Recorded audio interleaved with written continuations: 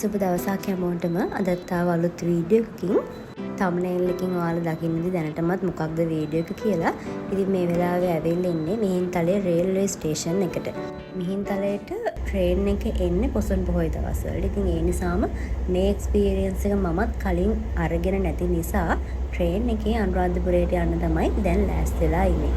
මම ඇවිත් ඉන්නේ හවස 3 ට්‍රේන් එකට. ඒ කියන්නේ මිහින්තලෙන් අනුරාධපුරයට යන ට්‍රේන් එක හවස 3ට තමයි දැන් යන ලෑස්තිලා ඉන්නේ.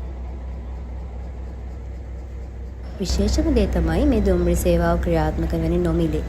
ඉතින් ඕනම කෙනෙකුට මිහින්තලයට සහ අනුරාධපුරයට ගිහිල්ලා වැද පුදා ගන්න හැකියාව තියෙනවා. කිසිම මුදලක් වැය කරන්නේ නැතුව. ඉතින් මේක කරන්නේ AIA ඉන්ෂුරන්ස් අනුග්‍රහකත්වයෙන්.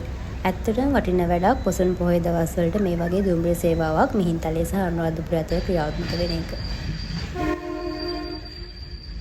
දැන් අපි අපේ ගමන පටන් ගන්නයි ලෑස්ති වෙන්නේ.